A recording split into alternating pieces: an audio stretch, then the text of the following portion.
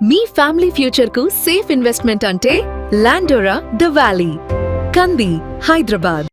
విజయవాడ నగరాన్ని గ్రేటర్ విజయవాడగా మలచాలంటే ఏం చేయాలి? అలానే అమరావతి స్వరూపాన్ని బట్టి ఇప్పుడున్నటువంటి నగర స్వరూపం అమరావతికి సరిపోతుందా? గ్రేటర్ విజయవాడ తరహాలో అమరావతిలో కూడా ఏమైనా మార్పులు వచ్చే అవకాశం ఉంటుంది? ఒకసారి విశ్లేషించేటువంటి ప్రయత్నం చేద్దాం. గతంలో ప్రభుత్వం ఇచ్చినటువంటి కొన్ని పాయింట్స్ ఇందులో చాలా కీలక పాత్ర పోషిస్తున్నటువంటి పరిస్థితి ఉంది. ఆ అంశాలను దృష్టిలో పెట్టుకుని చూస్తే కనుక గతంలో రాష్ట్ర ప్రభుత్వం ఇచ్చినటువంటి కొన్ని ప్రణాళికల్ని ఇప్పుడు మనం పరిశీలించాల్సినటువంటి పరిస్థితి చాలా క్లియర్గా కనిపిస్తుంది. ఇది గతంలో అమరావతి నగరం 50 ఇయర్స్ తర్వాత ఏ విధంగా రూపాంతరం చెందంటే 2050లో ఏ విధంగా రూపాంతరం చెందుతుందనే దాన్ని సిఆర్డిఏ పరిధిలో అమరావతి, విజయవాడ, గుంటూరు నగరం అన్నీ కలిసిపోయినటువంటి ఒక మహానగర స్వరూపంగా అప్పట్లో మాస్టర్ ప్లాన్కి సంబంధించినటువంటి ప్రణాళికలు డిపిఆర్లు రూపొందించేటువంటి సందర్భంలోనే ప్రస్తావించారు. అందులోనే ఒక ఇంట్రెస్టింగ్ పాయింట్ ఉంది. ఆ విషయాన్ని కూడా ఒకసారి మనం విశ్లేషిద్దాం. A mega city within the central planning area అనేటువంటి మాటను ఇందులో మెన్షన్ చేశారు. అదేంటంటే the proposal restructures the capital region into 8 planning areas by combining the existing mandal boundaries. Figure 6.8 illustrates the planning areas in detail. The capital city along with Vijayawada and Mangalagiri are expected to grow as twin cities and later merge as mega city అని చెప్పని అప్పట్లోనే ఒక ప్రణాళికని సిద్ధం చేశారు. The mega city, the growth of the mega city is contained within the inner ring road that passes through the central planning area. So ఈ central planning area ఏదైతే core capital area అన్నారో దానికి సంబంధించినటువంటి ప్రణాళిక. అలానే various business parks and industrial clusters will serve the employment needs with in the central planning area. కాబట్టి mega city అనేటువంటి ప్రణాళిక ఇప్పుడు మళ్ళీ చర్చలోకి వచ్చింది. ఈ మెగా సిటీ ప్రణాళికని కనుక అమలు చేయాలంటే గ్రేటర్ విజయవాడ ఎందుకు కావాలి? ఎందుకంటే విజయవాడ స్వరూపాన్ని కేవలం ఒక చిన్న నగరంగా మాత్రమే చూడకుండా దీన్ని గ్రేటర్గా దీని పరిధిని విస్తరిస్తే మొత్తంగా ఇన్నర్ రింగ్ రోడ్డు పరిధిలోకి ఇది రావడానికి అవకాశం ఉంటుంది అనేటువంటి ప్రణాళికను అప్పుడు సిద్ధం చేశారు. ఆ క్రమంలోనే ఈ చర్చ ఇప్పుడు నడుస్తుంది. ఒక్కసారి పరిశీలించి చూద్దాం మనం ఈ గ్రేటర్ విజయవాడలోకి వచ్చేటువంటి ప్రదేశాలు ఏవేవి ఉండొచ్చు, ఏ ఏ ప్రాంతాలను గ్రేటర్ విజయవాడ పరిధిలోకి తీసుకురావచ్చు. గ్రేటర్ విజయవాడని ఏర్పాటు చేసేటువంటి క్రమంలో ఒక షార్ట్ లిస్టెడ్ డాక్యుమెంట్ని అధికారులు సిద్ధం చేశారు. దానికి సంబంధించినటువంటి కొంత ఇన్ఫర్మేషన్ మనకు వచ్చింది. ఆ ఇన్ఫర్మేషన్ ఈ విధంగా తయారు చేస్తే కనుక మొత్తం ఏరియా పరంగా చూస్తే 416 స్క్వేర్ కిలోమీటర్ల ఏరియాగా మారబోతుంది విజయవాడ వైశాల్యం. ప్రస్తుతం విజయవాడ పరిస్థితి 61, 62 మధ్యలో మాత్రమే ఉంటుంది. 62, 61 స్క్వేర్ కిలోమీటర్స్ పరిధిలో మాత్రమే ఉన్నటువంటి ప్రదేశం. ఇది ఏకంగా 416 స్క్వేర్ కిలోమీటర్లకు పెరిగేటువంటి అవకాశం ఉంటుంది. ఇక పాపులేషన్ సెన్సస్ ప్రకారం చూస్తే 2001 లెక్కల ప్రకారం ఇక్కడ 15,93,663 మంది జనాభా ఉన్నట్టుగా అంచనా వేస్తున్నారు. కానీ 2025 ఫిబ్రవరి నాటికి ఈ పెరుగుదల రేటు ప్రకారం చూస్తే 21,05,000 మంది ఇక్కడ నివసిస్తున్నట్టుగా అంచనా వేస్తున్నారు అధికారులు.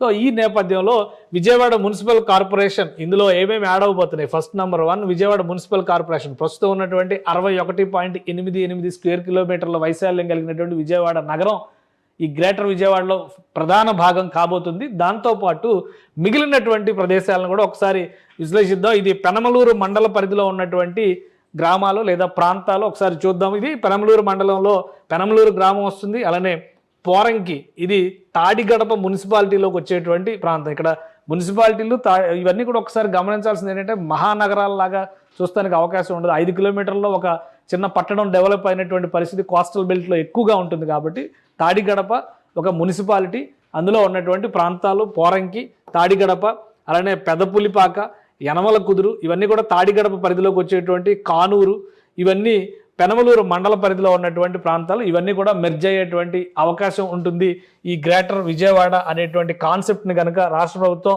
ఆమోదిస్తే.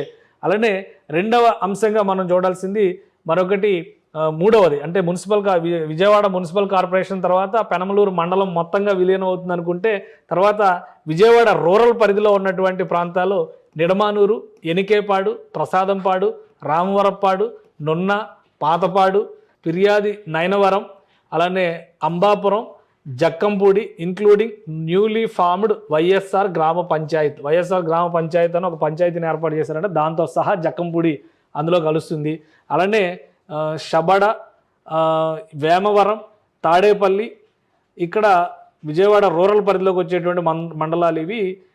పైదూరుపాడు, తర్వాత రాయన్నపాడు, గొల్లపూడి, ఇందులో న్యూలీ ఫార్మ్డ్ రామరాజ్యనగర్ గ్రామ పంచాయతీ అది కూడా ఇందులోనే కలుస్తుంది. విజయవాడ రూరల్ పరిధిలో ఉన్నటువంటి గ్రామాలు లేదా ప్రాంతాలు ఇవి. ఇక ఇబ్రహీంపట్నం పరిధిలో ఉన్నటువంటి ఇబ్రహీంపట్నం మండలం పరిధిలో ఉన్నటువంటి గుంటుపల్లి, యాలప్రోలు, కొండపల్లి, పార్ట్ ఆఫ్ కొండపల్లి పూర్తిగా రాదు, కొంత భాగం ఇందులోకి వస్తుందని చెప్పని అంచనా వేస్తున్నారు. అంటే 3 మండలాలు కనిపిస్తున్నాయి, ఒక మున్సిపల్ కార్పొరేషన్ కనిపిస్తుంది.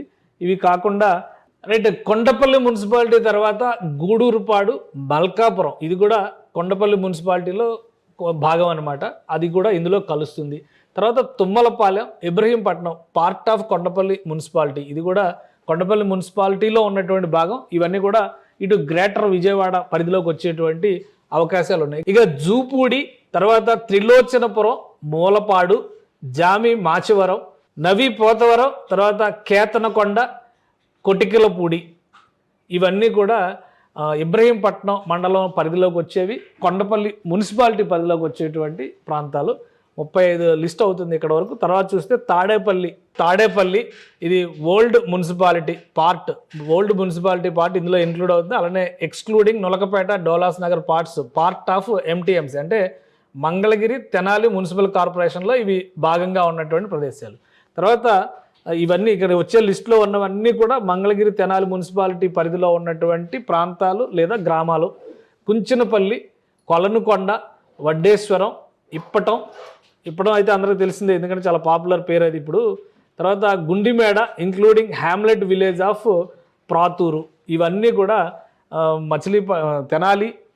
మంగళగిరి, తెనాలి మున్సిపల్ కార్పొరేషన్లోకి వచ్చేటువంటి ప్రాంతాలు, అవన్నీ ఇందులో కలుస్తాయి. ఇక చిర్రావూరు కూడా ఇందులోనే కలుస్తుంది. చివరిది మంగళగిరి మండలం పరిధిలో ఉన్నటువంటి నోతక్కి, పెదవడ్లపూడి, ఆత్మకూరు, మంగళగిరి, చిన్నకాకాని ఇవన్నీ ప్రస్తుతం ఎంటీఎంసీ అంటే మంగళగిరి, తెనాలి కలిపి ఒక మున్సిపాలిటీగా వ్యవహరిస్తున్నారు. ఆ municipal corporation Mangalagiri, Tenali municipal కార్పొరేషన్లో ఇవన్నీ భాగమైన ఇవన్నీ కూడా గ్రేటర్ విజయవాడ పరిధిలోకి వచ్చేస్తాయి. అంటే ఇవి కృష్ణానదికి యువతల పక్క ఉంటాయి, విజయవాడ నగరం అవతల పక్క ఉంటుంది. అంటే గుంటూరులో భాగస్వామ్యం అనుకుంటూ చెప్పుకుంటే కనుక విజయవాడ నగరం కృష్ణా, గుంటూరు రెండు చోట్ల కూడా విస్తరించేటువంటి అవకాశం ఉంటుంది గ్రేటర్ విజయవాడ అనేటువంటి కాన్సెప్ట్ని యాక్సెప్ట్ చేస్తే. సో ఇక ఇందులో చూస్తే కనుక 354.78 చదరపు కిలోమీటర్లో యాడ్ అవుతుంది అదనంగా విజయవాడ నగరంతో కలిపి చూసుకున్నప్పుడు. పాపులేషన్ పరంగా చూస్తే కనుక ఇప్పుడున్న అంచనాల ప్రకారం 8,72,000 మంది అదనంగా కలుస్తున్నట్టుగా మనం చూడాల్సి ఉంటుంది. అంటే విజయవాడ కార్పొరేషన్ మినహాయించి ఈ లెక్క చూస్తే కనుక ఈ రెండు క్లబ్ చేస్తే సో ఇది మొత్తంగా మ్యాప్. అయితే ఇందులో అసలు టోటల్గా గ్రేటర్ విజయవాడ పరిధిలోకి ఎంత వైశాల్యం, ఎంత పాపులేషన్ వస్తుంది అనేది ఇక్కడ క్లియర్గా నెట్ టోటల్ ఇచ్చారు అధికారులు. సో ఆ నెట్ టోటల్ ప్రకారం చూస్తే కనుక ప్రస్తుతం ఉన్నటువంటి విజయవాడ మున్సిపల్ కార్పొరేషన్ పరిధి ఇది, ఇప్పుడు కొత్తగా యాడ్ చేయాలనుకుంటున్నటువంటి పరిధి ఇది. ఈ మొత్తం కలిపితే కనుక 416.66 స్క్వేర్ కిలోమీటర్స్గా చదరపు కిలోమీటర్లుగా మారుతుంది దీని వైశాల్యం. ఇక ప్రస్తుత జనాభా 10,34,000 చూపిస్తున్నారు. పెరుగుతున్నటువంటి జనాభా ఇవన్నీ కలుపుకొని చూస్తే కనుక 20 లక్షలకు పైగా చేరేటువంటి అవకాశం ఉంది. 21,05,000 అనేటువంటి లెక్క కనిపిస్తుంది. ఇది గ్రేటర్ విజయవాడకు సంబంధించినటువంటి సమగ్ర స్వరూపం. సో ఇది ఇక్కడ వరకు క్లారిటీ ఉంది. గ్రేటర్ విజయవాడని ఏ స్థాయిలో విస్తరించాలనుకుంటున్నారనే అంశంపైన క్లారిటీ ఉంది. మరి అమరావతి మాస్టర్ ప్లాన్ ప్రకారం జరిగేటువంటి అమరావతి నగరం ఇన్నర్ రింగ్ రోడ్డు పరిధిలోకి వస్తే ఆ పరిధిలోకి వచ్చేటువంటి ప్రాంతాలన్నీ ప్రస్తుతం ఉన్నటువంటి అమరావతి నగర ప్రాంతాలైనా లేదా మరేమైనా ఉన్నాయా, అది కూడా ఒక లిస్టు తయారైంది. ఒకసారి విశ్లేషించేటువంటి ప్రయత్నం చేద్దాం. ఇది మొత్తం కూడా ఒక కసరత్తు అధికార యంత్రాంగం చేస్తుంది ముఖ్యమంత్రి గారు సూచనల మేరకు. ఎందుకంటే రాబోయేటువంటి రోజుల్లో ఒక మహానగరానికి అక్కడ రూపకల్పన జరగాలంటే కనుక ఈ నిర్ణయాలన్నీ కూడా అమలు చేయాల్సినటువంటి అవసరం ఉంది కాబట్టి ప్రత్యేక కార్యాచరణగా దీన్ని టేకప్ చేశారు. సో దీన్ని ఒక్కసారి మనం పరిశీలిద్దాం. ఇది అమరావతి క్యాపిటల్ సిటీకి సంబంధించినటువంటి సమగ్ర స్వరూపం. ప్రస్తుతం Amaravati capital city master plan ప్రకారం కనుక లెక్కలు వేసి చూస్తే 217 కిలోమీటర్ స్క్వేర్ కిలోమీటర్లు ఉన్నటువంటి ప్రాంతం ఇది. దీనికి ఆల్రెడీ గతంలోనే మాస్టర్ ప్లాన్లోనే ఈ డీటెయిల్స్ అన్నీ కూడా పొందుపరిచారు. ఇక పాపులేషన్ సెన్సెస్ 2011 లెక్కల ప్రకారం చూస్తే కనుక 102,000 మంది ఉన్నారు. ప్రొజెక్టెడ్ అంటే గ్రోత్ రేటు ప్రకారం ఎంత అయ్యి ఉండొచ్చు ఫిబ్రవరి 2025 నాటికని చూస్తే 186,000 మంది పెరిగారు. మన ఫెర్టిలిటీ రేటు చాలా తక్కువగా ఉందని చంద్రబాబు నాయుడు గారు అన్నారు. కాబట్టి ఇక్కడ 10 సంవత్సరాలు దాదాపు 14 సంవత్సరాలు లెక్క తీసినప్పటికీ కూడా కేవలం 86,000 మంది పెరిగి ఉండొచ్చు అని ఆ రేషియో ప్రకారం చెప్తున్నారు. యాక్చువల్ ఫిగర్స్ కావు ఇవి, జనాభా లెక్కల సేకరణ జరిగిన తర్వాత ఆ క్లారిటీ వస్తుంది. సో ఇది అమరావతి నగర స్వరూపానికి సంబంధించినటువంటి అంశం. ఇక ఇందులో 29 గ్రామాలని గుండెలు బాదుకుంటూ ఉన్నారు కదా, ఇప్పుడు ఆ 29 గ్రామాల లెక్కే మనం ఒకసారి చూడాల్సినటువంటి పరిస్థితి ఉంటుంది. ఒకసారి అది కూడా మనం పరిశీలిస్తాం. ఈ 29 గ్రామాల ముఖ చిత్రం ఏంటి, వైశాల్యం ఏంటి, అదంతా కూడా ఇందులో పొందుపరిచారు ఈ జాబితాలో. మొదటిది Lingayapalem, including hamlet villages of Modugalankapalem. So ఇక్కడ ఎక్కువ పాలెంలు, గూడెంలు అనేవి గిరిజన ప్రాంతాల్లో చూస్తున్నాయి. ఇక్కడ ఎక్కువ పాలెంలు కనిపిస్తున్నాయి మనకి. లింగాయపాలెంలో ఒక మోదుగలంకపాలెం దాన్ని కూడా కలుపుకుని ఇంక్లూడ్ చేస్తున్నారు. తర్వాత ఉద్దండరాయనపాలెం పూర్తిగా ఉంటుంది. ఇదంతా కూడా తుళ్ళూరు మండలంలోకి వచ్చేటువంటి ప్రదేశాలు ఇవన్నీ కూడా. Malkapuram, Velagapudi, Nelapadu, Sakhamuru, Ainavolu, Mandadam including hamlet village of Tallayapalem. So ఇవన్నీ కూడా కొన్ని గ్రామాల లెక్క క్లియర్గా ఇచ్చారనమాట మండలాల వారీగా. వెంకటాయపాలెం, ఈ పేర్లు ఎప్పుడు విన్నట్టే, వెంకటాయపాలెం అంటే ఇప్పుడు వెంకటేశ్వర స్వామి గుడి కట్టారు అక్కడ. మందడం దగ్గర అంటే ఇప్పుడు వెలగపూడి వెనక పక్కన వచ్చేటువంటి ప్రదేశం ఇది. వెంకటపాలెం, అలానే వెంకటపాలెంలోనే గుడి కట్టారు. అనంతపురం, ఇక్కడ పాపులర్ వెంకటేశ్వర స్వామి గుడి ఉంది అక్కడ. డెక్కెళ్ళు, తుళ్ళూరు, దొండపాడు, పిచ్చికలవాణిపాలెం, అబ్బరాజుపాలెం, తర్వాత బోరుపాలెం, ఇక్కడ రాయపూడి, కొండబరాజుపాలెం, ఇవన్నీ కూడా తుళ్ళూరు మండలంలోకి వచ్చేటువంటి ప్రదేశాలు. అమరావతి మాస్టర్ ప్లాన్లో భాగంగా నగర ప్రాంతాలుగా గుర్తించినటువంటి ప్రాంతాలు. ఇక తాడేపల్లి ప్రాంతంలో ఉన్నటువంటి కొన్ని గ్రామాలు కూడా ఇటు ఈ పరిధిలోకి వస్తున్నాయి. అవి ఉండవల్లి, పెనుమాక, తాడేపల్లి మున్సిపాలిటీలో నొలకపేట, డోలాస్ నగర్ అనేటువంటి ప్రదేశాలు కూడా ఈ జాబితాలోకి వస్తున్నాయి. అలానే మంగళగిరి మండలం పరిధిలో ఉన్నటువంటివి చూస్తే కనుక Krishnayapalem, Nidamarru, Kuragallu including hamlet villages of Neerukonda కూడా ఇందులో కలుస్తుంది. తర్వాత Navuluru including hamlet villages of Errabalem and Bethapudi, ఇవి కూడా కలుస్తున్నాయి. సో ఇది ప్రస్తుతం కోర్ అమరావతి మాస్టర్ ప్లాన్లో చెప్పినటువంటి ప్రాంతాల జాబితా. అవన్నీ కూడా ఇన్నర్ రింగ్ రోడ్డు పరిధిలోకే వస్తాయి. ఈ జాబితాలో లేనివి ఇన్నర్ రింగ్ రోడ్డు పరిధిలోకి వచ్చేవి కూడా ఒక 2-3 ప్రాంతాలు ఉన్నాయి. అవి తుళ్ళూరు మండలం పరిధిలోకి వచ్చేటువంటి ప్రాంతాలు. పెదపరిమి, వడ్డమాను తర్వాత హరిశ్చంద్రాపురం, ఈ 3 ప్రాంతాలు కూడా villages which are located inside the proposed inner ring road but not in the part of capital area అనమాట. అంటే ఇవి క్యాపిటల్ ఏరియాలో చెప్పకపోయినా కానీ క్యాపిటల్ని ఆనుకుని ఉన్నటువంటి గ్రామాలు, ఇవి కూడా ఇందులో కలిసేటువంటి అవకాశం ఉంది. సో అవి అన్నీ కలిపితే దీని వైశాల్యం 217 కిలోమీటర్లు, ఇక్కడ 217.23 ప్లస్ 44.03, ఈ రెండు కలిస్తే ఆల్మోస్ట్ 260 కిలోమీటర్ల దాకా, 268 కిలోమీటర్ల దాకా వెళ్తున్నటువంటి పరిస్థితి, స్క్వేర్ కిలోమీటర్స్ దాకా వెళ్తున్నటువంటి పరిస్థితి. జనాభా చూస్తే కనుక 2 లక్షలకి ఇది కలిపితే 2 లక్షల వరకు క్రాస్ అవుతుంది. అది ప్రొజెక్టెడ్ ఫిగర్స్. కానీ అమరావతి నగరం డెవలప్ అయిన తర్వాత దీని ముఖ చిత్రం మొత్తం కూడా మారిపోద్ది. ఒక జన సమూహం ఒక వరదలాగా వచ్చేటువంటి అవకాశం ఉంటుందని అంచనాలు వేస్తున్నారు. కాబట్టి ఇప్పుడు ఆల్రెడీ అక్కడ వర్కింగ్ క్లాస్ పెద్ద ఎత్తున పనిచేస్తుంది. రాబోయేటువంటి 3-4 సంవత్సరాలు వాళ్ళందరూ అక్కడే ఉంటారు. కొంతమంది స్థిరపడవచ్చు, కొంతమంది సొంత ప్రాంతాలకు వెళ్ళొచ్చు, కొంతమంది సొంత ప్రాంతాలతో కనెక్షన్స్ ఉంచుకుంటూనే ఇక్కడ ఉపాధి మార్గాలు వెతుక్కునేటువంటి అవకాశం కూడా ఉంటుంది. కాబట్టి ఎటు నుంచి ఎటు చూసినా కానీ విజయవాడ నగరం నుంచి వచ్చేటువంటి గ్రేటర్ విజయవాడ నగరం నుంచి లెక్కేసుకుని చూసుకునేటువంటి క్రమంలో వచ్చేటువంటి ఒక 20 లక్షల జనాభా, ఇక్కడ నగరంలో ఇక్కడ డెవలప్ అయ్యేటువంటి క్రమంలో వచ్చేటువంటి 2 లక్షలు ప్లస్ ఎడిషనల్గా రాబోయేటువంటి జనం, ఇవన్నీ కలిపి చూస్తే కనుక 25 లక్షలకు తగ్గకుండా ఈ మొత్తం గ్రేటర్ విజయవాడ, గ్రేటర్ అమరావతి అంటే ఇన్నర్ రింగ్ రోడ్డు పరిధిలో ఉన్నటువంటి ప్రాంతాల్లో ఇక్కడ జరిగేటువంటి అవకాశం ఉంటుంది.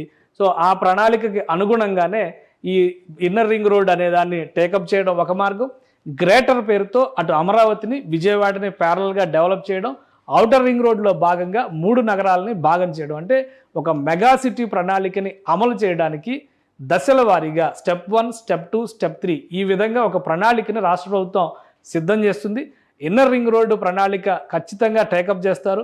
అది కేంద్ర ప్రభుత్వం నుంచి నిధుల అవసరం లేకుండా, రాష్ట్ర ప్రభుత్వం పైసా ఖర్చు పెట్టకుండా ప్రైవేటు భాగస్వామ్యంతో ఎలా నిర్మించాలనేటువంటి కసరత్తు జరుగుతున్నట్టుగా సమాచారం ఉంది. దానిలో తొలి అడుగుగా ఆల్రెడీ గ్రేటర్ గుంటూరు పైన వర్కౌట్ జరిగింది. ఇప్పుడు గ్రేటర్ విజయవాడ పైన కూడా ప్రణాళికబద్ధమైనటువంటి చర్చ జరుగుతోంది. వీటన్నిటికీ క్లారిటీ అతి త్వరలోనే వచ్చే అవకాశం కనిపిస్తోంది.